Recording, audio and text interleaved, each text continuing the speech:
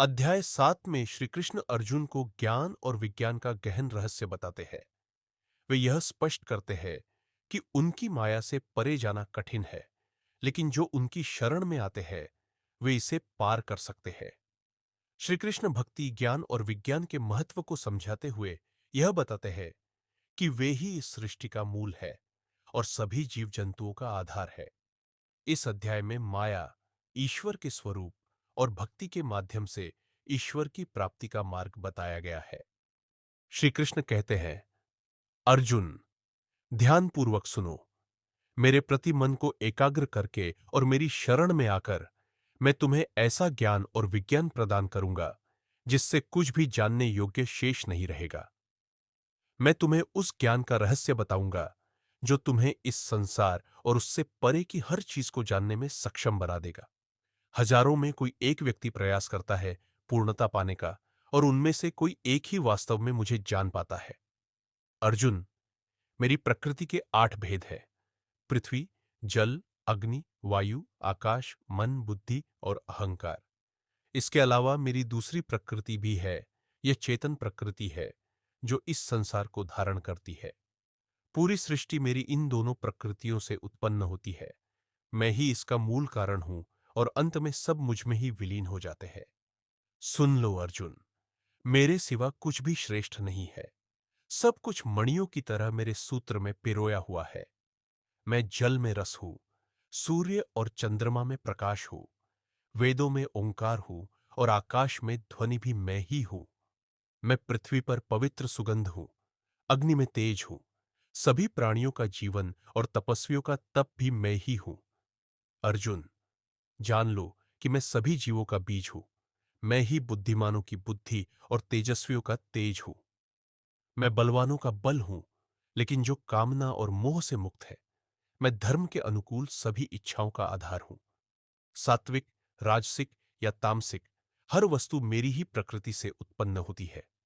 मोह और अज्ञान के कारण यह संसार मेरी माया से ढका हुआ है और मुझे पहचान नहीं पाता। मेरी दिव्य माया को पार करना कठिन है, लेकिन जो मेरी शरण में आते हैं वे इसे पार कर लेते हैं। दुष्कर्मी, मूर्ख और आसुरी स्वभाव वाले लोग मुझे नहीं पहचान पाते।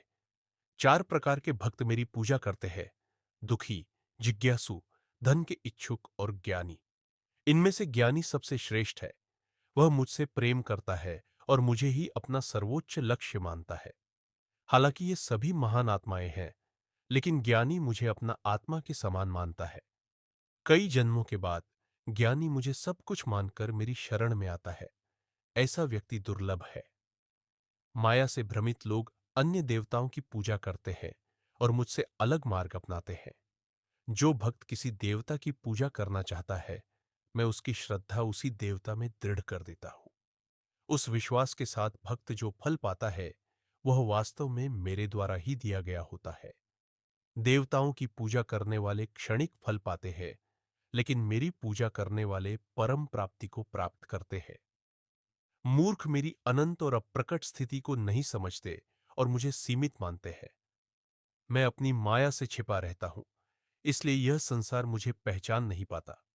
मैं भूत, वर्तमान और भविष्य के सभी प्राणियों को जानता हूं, लेकिन कोई मुझे पूरी तरह से नहीं जानता।